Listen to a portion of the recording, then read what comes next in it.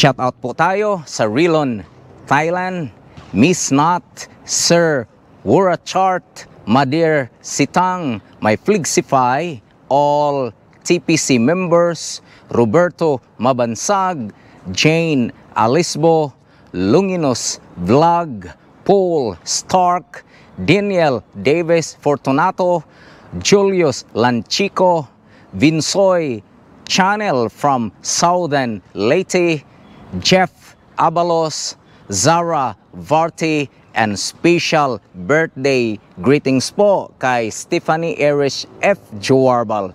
Salamat po sa wala ninyong sawang pagsuporta sa ating YouTube channel. Kung nagustuhan po ninyo ang video natin, paki-like and subscribe naman po at huwag niyong kalimutan ang pag-click sa notification bell para palagi kang updated sa mga videos natin. Tara na sa bago nating topiko. Ang topic po natin ngayon ay patungkol po sa ABS system. Okay po? So, ito na. Ang ABS system po ay may major component na una, speed sensor na siya namang mata ng system na magdidetect kung nag-lock up yung gulong ng motor mo. Ito po ang diagram niya. Ang ikalawa naman po ay ang HCU ay tinatawag nating hydraulic control unit na siya namang gumagawa sa utos na galing sa ECU. Ang pangatlo po ay ang ECU na tinatawag nating electronic control unit na siya naman ang utak ng ABS system na to. Ang ECU po or electronic control unit ay pinalulooban ito ng dalawang valves. Ang isolation valve at dump valve. Ito sila ang tinatawag na solenoid actuators valve. Okay? At ang HCU naman po ay mayroong LPA or low pressure accumulator. Mayroon din po itong hydraulic piston at motor. At ang huli po ay ang NRV or ang non-return valve. Okay po? So may tanong po dito. Sir Jun, paano po ba magtrabaho ang speed sensor?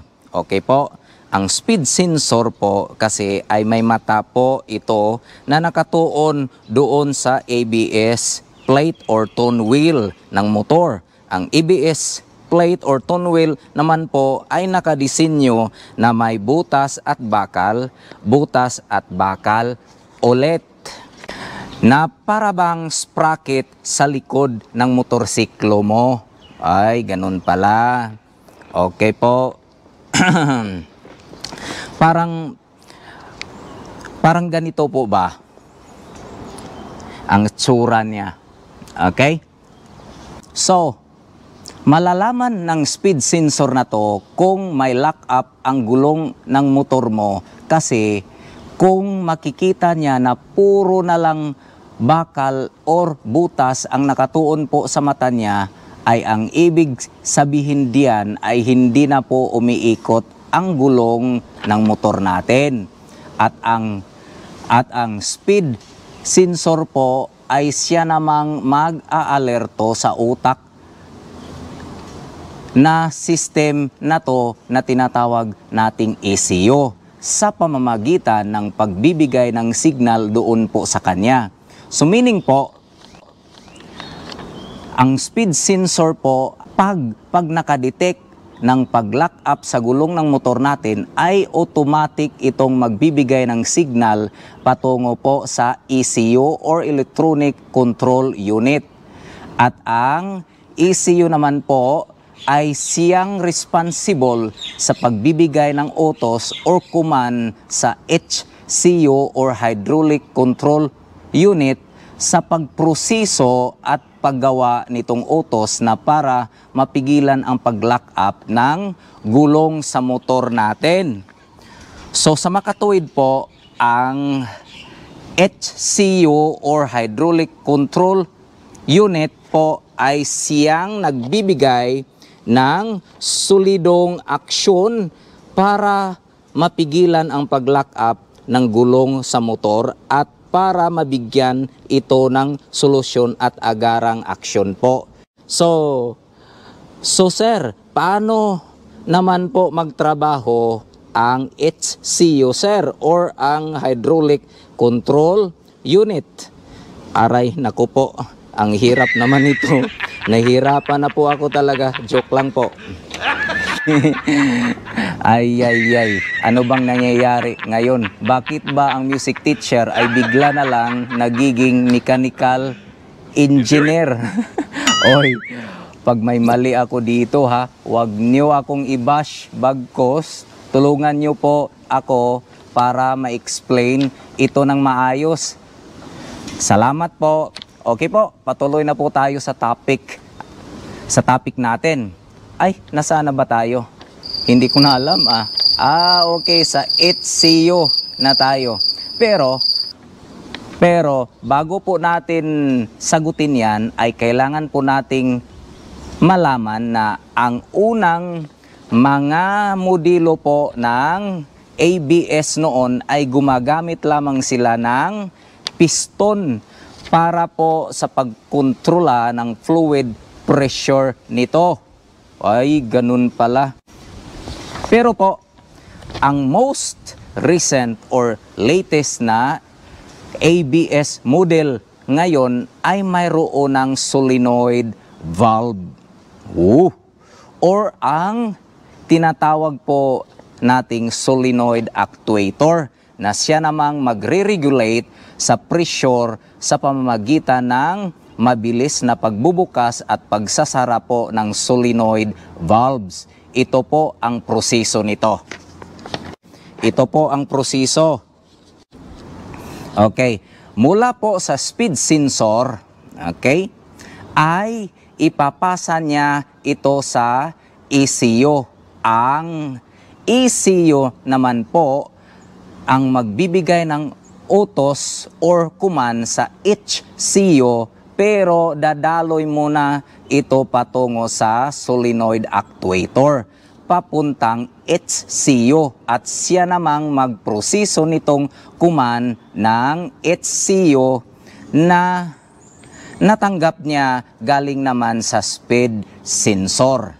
Ang HCU naman po ay kanyang ipoproseso ang command ng ECU sa pamamagitan ng isolation valve, okay, dump valve, low pressure accumulator or LP patungo sa pump at sa motor nito.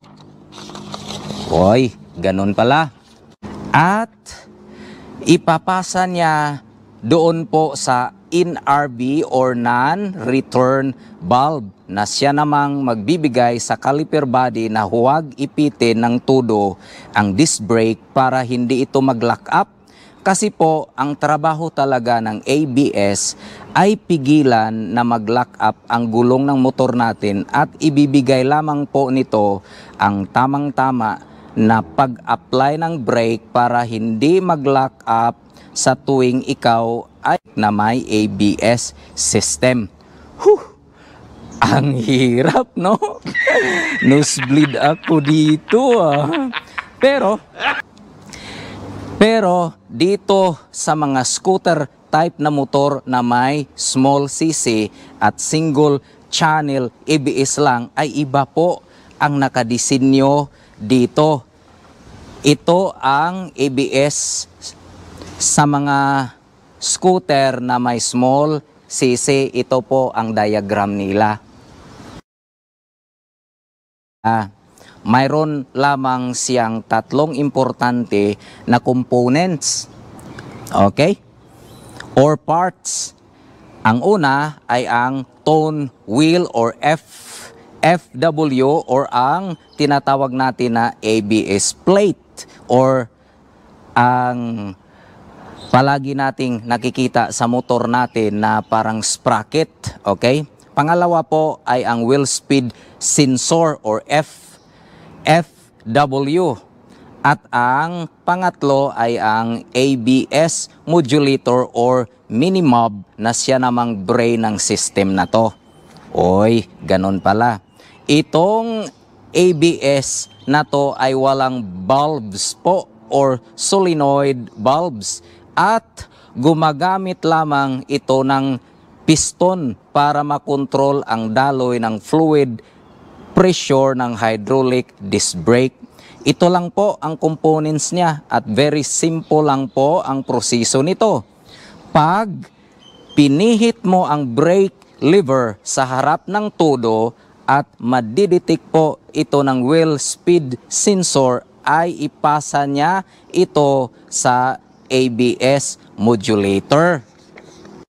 Ipapasa niya doon sa ABS modulator or mini-mob para mapigilan ang pag-lock up sa gulong ng motor natin. Yan lang po.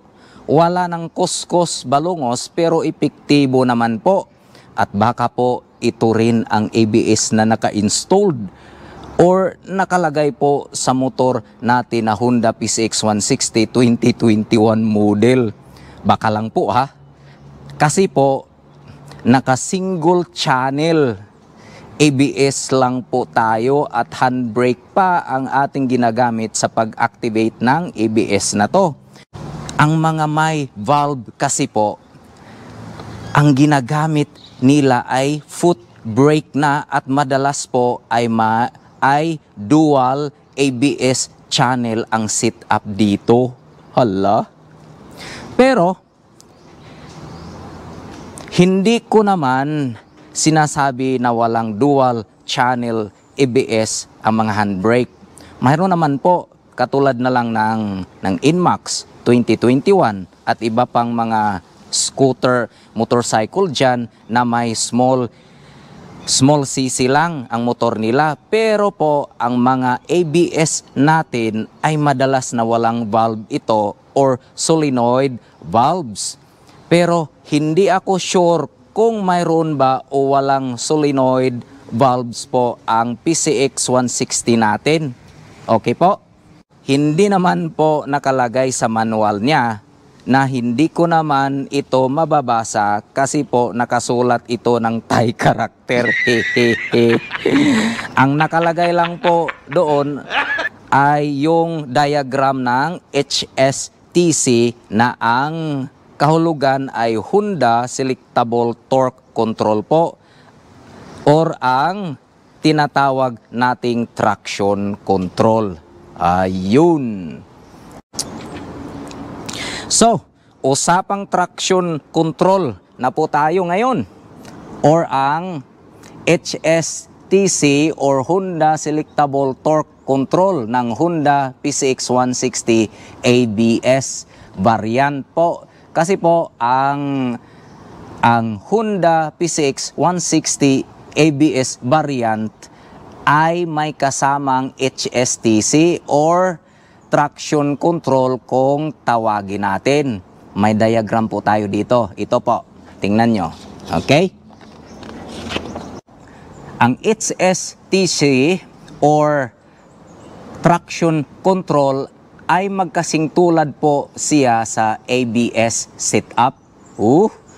Na mayroon siyang ECU na ang kahulugan ay Electronic Control Unit, ang utak ng system na to. Ang ECU ng HSTC ay nakakonekta po sa Vehicle Speed Signal System. Doon po sa harapan at likuran na gulong na mayroon namang wheel speed sensor. Dito po, dito, tingnan nyo po. Okay? Okay? At ang ECU naman ay nakakonekta din ito doon sa position sensor or ang tinatawag natin na throttle valve. Wow, throttle valve, ito bang gasolinador ng motor? Okay? Ito po ang gasolinador ng motor, throttle valve. Okay? Or speed sensor. position sensor pala na nakakonekta naman po sa throttle valve doon po sa engine torque optimizer. So, lahat-lahat pala to konektado. So, paano po siya magtrabaho, sir? Ito na ang problema. Patay tayo dito. Ito po ang proseso niya. Pag na-detect po ng wheel speed sensor ang mabilis na ikot ng gulong mo sa likuran kumpara doon sa ikot ng gulong mo sa harapan, ay magbibigay ang vehicle speed signal system sa harap at likuran ng alerto doon po sa ECU or sa brain ng system.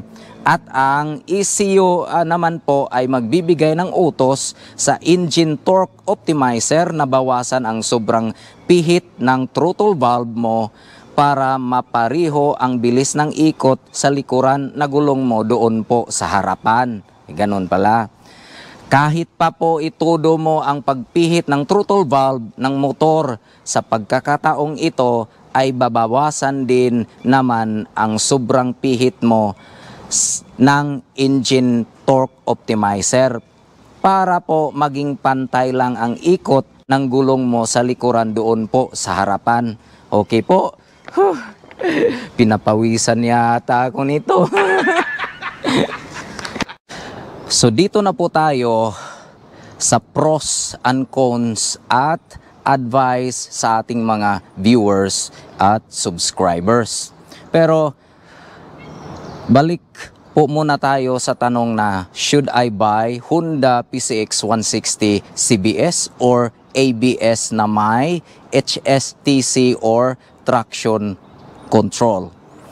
Guys, bago ka magdesisyon na bumili na kung anong variant ang pipiliin mo, dapat ay sagutin mo muna itong mga tanong ko. At ang mga tanong ko po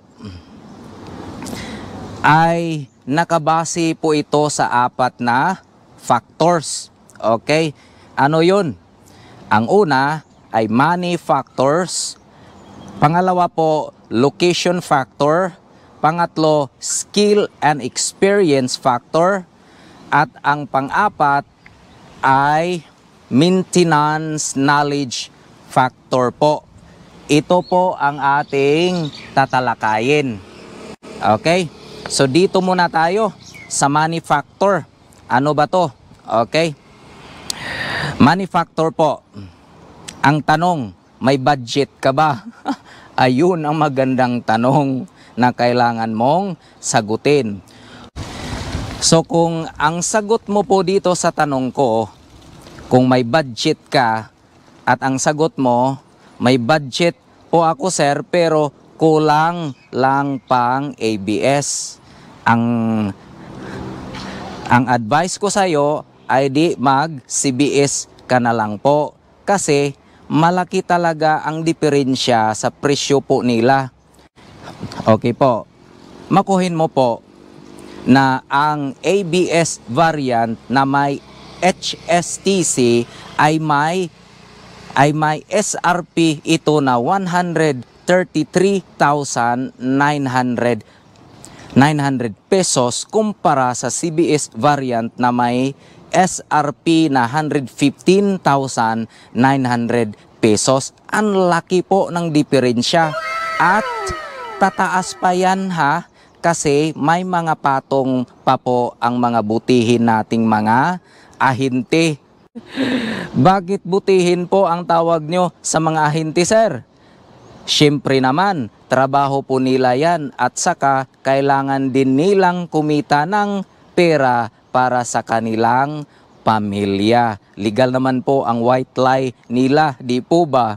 Nasa sayo na yan kung kakagat ka sa presyo nila. Pero kung kaya naman talaga sa bulsa, edi mag-ABS ka na may HSTC pa. Mas maganda po ito na may additional na safety features po para sa ating mga driver ng motor. So dito na po tayo sa skill or experience factor. Pero kung hindi ka man lang mahilig mag top speed na katulad ko, kasi baguhan ka pa lang sa pagmotorsiklo, ay mas mabuti pa na mag CBS ka na lang muna. Yan ang advice ko. Kung sakaling gumaling ka na sa pagmaniho po ng motorsiklo, edi mag-upgrade ka na rin ng ABS variant na may kasamang HSTC po, or baka po mayroon itong version 2 or 3 sa susunod na taon na mas mabuti pa kaysa ABS variant na may HSTC ngayon.